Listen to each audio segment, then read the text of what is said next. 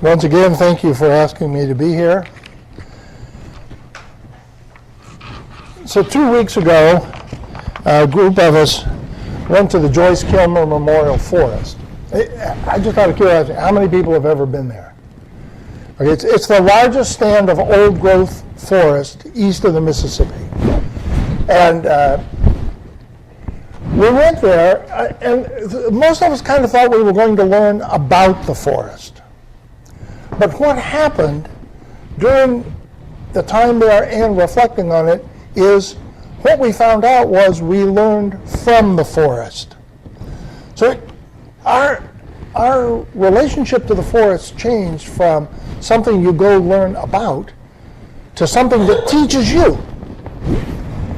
And what I want to look at today is what does it mean for a group of people like us to decide that we are going to be learners from the planet we live on. As Thomas says, what if the natural world is the primary revelatory source for the 21st century? That changes everything. And what I want to look at today, the primary focus of today, is to look at source of meaning. What does it mean to find meaning in the 21st century? I think for about the last 30 years, I have been trying to find a way to myself to identify some solid rocks, some simple statements that I can actually stand on. And I've tried a lot of things, and there's a lot of sand that's around. Thomas Berry's phrase is, the historical mission of our time is to reinvent the human at the species level. And I've been asking myself, what does it mean to reinvent the human at the species level? And I think part of that has to be finding a new understanding of what it means to be a human that gives us a way to have purpose and meaning in our daily lives. And so I've got 4 simple statements that have been, one way or the other, have held pretty solid for me for now. There's a draft that's dated 1988. 4 simple statements. We live in an emerging universe. We live amidst a communion of subjects. It's possible to experience yourself at one with all that is, and each of us participate actively in shaping the future. We live amidst an emerging universe, amidst a communion of subjects. You can experience oneness, and each of us actively participate in shaping the future. And for me, those 4 statements have been the center around which I have been able to make sense of what's going on. And those 4 understandings are really the themes that have carried the last 6 sermons that I've done. Parenthetically, they're all online. If you want to miss anything, you can listen to them. These 4 statements for me change everything in the way that I understand what it means to be a human being, the way I relate to the planet and to society. We live in an emerging universe, not a fixed reality. It's not my job to fit in. It's my job to participate in the grand unfolding of the universe. We live amidst a communion of subjects, not a collection of objects. Everything, the trees, the rivers, the rocks, are all selves in their own way, like I'm a self. And my role is to help participate with each of us getting into the future. The rocks, the rivers, the trees, and all of you. And this gives me a new purpose, because every time I encounter something, my question is not, what should you be doing? But how can you and I better get into the future together? And that's true whether I run into a fish in my fish pond, or my dog, or the rock in the trail. Now, there's a lot of wisdom that is available to the human species that has come from generations past. But much of that needs to be reinterpreted in the 21st century context. And that's what I want to kind of shift to now. Redefining the measures of meaning. I want to try to think through what does it mean to find, how do you find meaning in the 21st century? There was a time when the human species found meaning by fitting into the flowing cycles of recurrent seasons. And if they did that, they survived. Then the human species started to build canals and cities and take over, and human accomplishments became the great celebrations.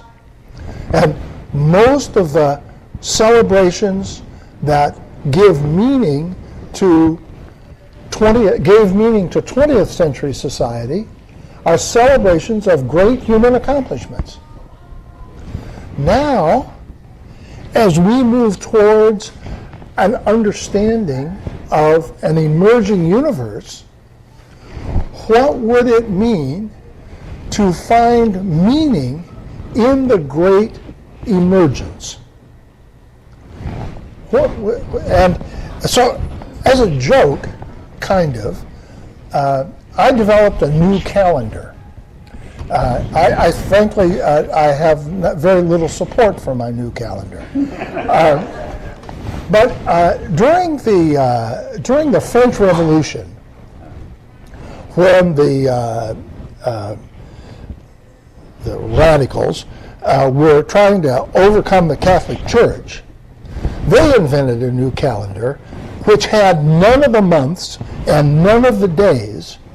And that because they said the Catholic Church is fixing everybody's mind on the great religious celebrations, and we can't get a creative hold on people's imagination. So they just disbanded the calendar. Didn't succeed. It did last for about 5 years or something. But we have that same problem today. I watched a little bit of television, and a lot of the celebrations that come up and the ads on TV tell me what I'm supposed to do.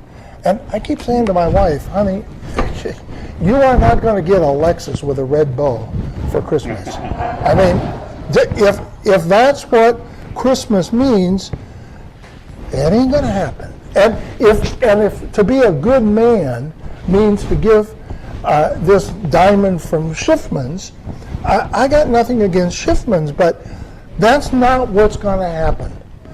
And if that's how you're getting meaning, but then nobody gives a TV commercial about the meaning of sitting under a giant poplar tree. You don't go sit under a giant poplar tree and enjoy life. That's not on TV. So you and I are caught in a bind of meaning. And part of the job of a community like this is to invent new ways of giving meaning to life. And it has to start in our gathering here. And start to find new ways to say what has meaning. Not just, well, I don't believe in that, but how do we do that in a positive kind of way?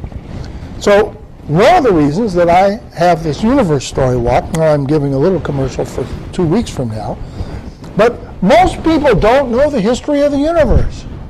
Most people can tell the history of the United States, 1776 and the War of 1812, and so the war between the states, or whatever you want to call it.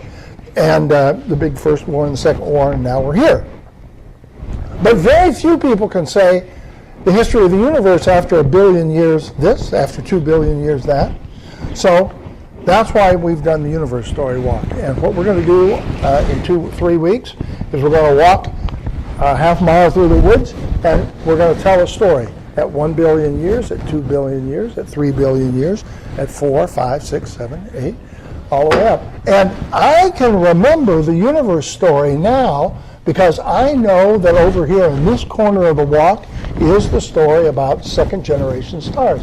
I remember the universe story by remembering the universe walk. And we need to learn to tell that. What if we practice telling the universe story as the story of this congregation? What if we tried to take the history of the universe and map it against the history of this congregation? That'd be an interesting question to do. You know, when did a supernova happen? You know, when did some new form of life emerge? Like that. So one way for a group like this to find new ways of telling stories of meaning is to find ways to reconnect our life story to the story of an emerging universe and of the human adventure. And this allows us to find new ways to say, what does it mean to be a human being? Does a human being mean to see who can collect the most stuff? No, I don't think so. Does it mean to have the most control and power? Probably not. Does it mean to participate most effectively in the great unfolding of the planet? That's a different story. That would be an interesting piece to try to tell. But that's part of our challenge. So I want to shift a little bit into the practical, though you can say it's not very practical. But I want to focus on 3 kinds of celebrations, and then I want to look at 4 personal and collective things we could do to find new ways to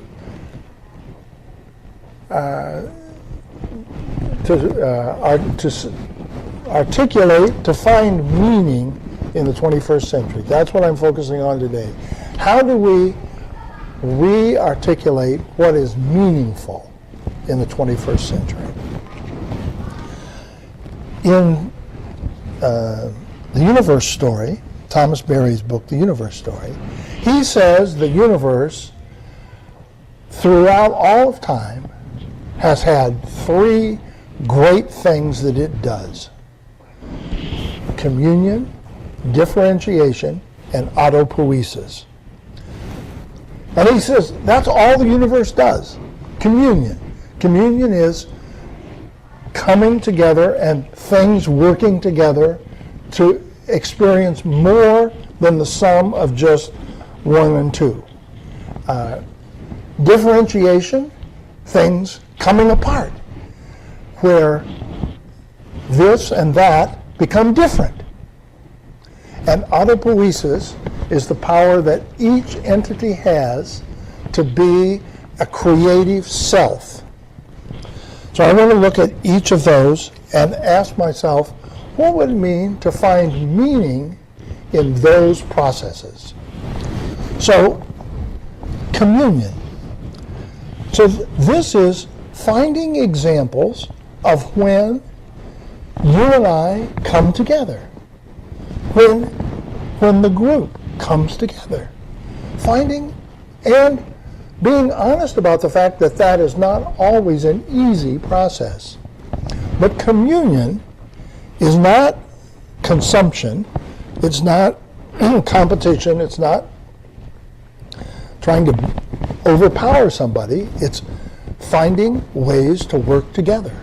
So what if we, as a group, look seriously at how do we become self-conscious of the process of communion, of coming together, both among ourselves as people, but also with the natural world. What does it mean to have communion with the trees? What does it mean to have communion with the non-living world? What does it mean to have communion with a river? And ask ourselves and give ourselves those experiences, and when we come together, share those stories. So instead of how much money did you spend this week, or what did you do this week to stay out of trouble, where did you experience communion this week? With what? I have a fish pond, and the big fish I call him Big Bert. I think he knows his name now. Because if I go out there and say, hey, Bert, he comes right up and looks, and I feed him too. But, and that may have something to do with it. But that's one way to get somebody's attention. Hey, I'll buy you lunch. Okay. So, differentiation. A lot of people start to worry when things come apart.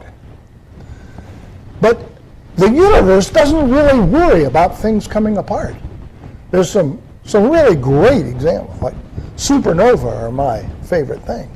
I mean, what if you sat around your whole life, oh, that's a beautiful star, that's a beautiful star. I wish it would just stay a star. Well, it's not going to stay a star. It may eventually blow up, and it's a big thing. And the universe doesn't really worry about things coming apart. And in fact, it kind of cheers it on. Because newness comes when things come apart and things make their own way into the world.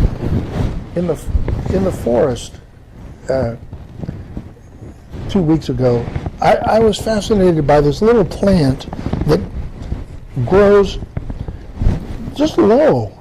Now, it's quite different than the poplar tree. The poplar tree is monstrous, you know. If you look up to the top of it, you fall backwards. But this little tree doesn't worry about the fact that it's not a poplar tree. It's never going to be a poplar tree. But it has come up with some very creative strategies for how to live on the floor of the forest. That's okay. It lives on the floor of the forest, and the poplar tree lives in the top of the forest. And the natural world doesn't worry about the fact that not everything is the same. So what would it mean for people like you and I to celebrate differences? Okay, you're different than me. That's okay. And how do we become more different? We don't have to become more the same. Now, communion and differentiation work simultaneously. And then the third category in there is autopoiesis. This is everything is a creative self. We went through a period in history where human beings were the only smart thing there was, and sort of everything else was stupid and therefore a resource. That's a very dangerous insight. What would it mean for a group of people like you and I to find ways to say everything is a self, a creative self? And then ask ourselves, not only between you and me, but I have to help you on your journey, you help me on mine. But if that becomes true for the whole natural world, the whole planet, every part of the planet is on a journey into the future. As I tried to say in that poem, at a different time frame. I mean, the 400-year-old poplar tree doesn't sweat too much Thursday to Friday. But it's more important to me. So you and I can find meaning in a new way if we look for communion, differentiation, and autopoiesis and find times to celebrate those and learn how to celebrate that part of the universe rather than some of the ways that have gotten us through the 20th century. So there's four. I ask myself, so practically, Nelson, what would anybody do? When we get together, and in our own personal time when I'm just sitting still thinking about the trees, be self-conscious of what the planet is teaching us. Learn to listen to the planet and ask, where is the planet showing you how to do communion? Where is the planet showing you how to do differentiation?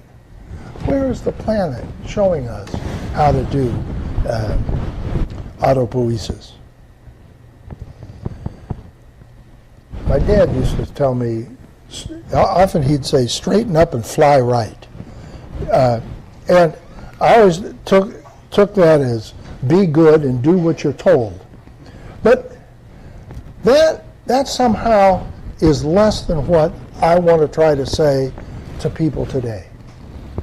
I want to try to say, participate in the great unfolding of the planet. And sometimes that means saying no. Sometimes it means saying yes. Sometimes it means calling things into question. But it always means listening deeply and acting with passion. It doesn't mean sitting around doing nothing. And it means learning to interact creatively with each of us and with the world around us. It often means setting aside your own quickly made opinions and letting the group, listening to what the group has to say beyond just your own. And finally, find ways to experience transcendence. There is something beyond the mundane of life. There is more to life than the ongoing details of everydayness. And we need to find ways individually, collectively, and in our personal lives and in our corporate lives of getting beyond just the surface of life. It is an important skill to have. And I think that when groups like this change the way that we give meaning to our daily lives and learn to find meaning in participating in the great unfolding of the planet, then we give that possibility to others, and then the world in which we live, especially the people on our planet, then will find new ways to actively participate in the great unfolding.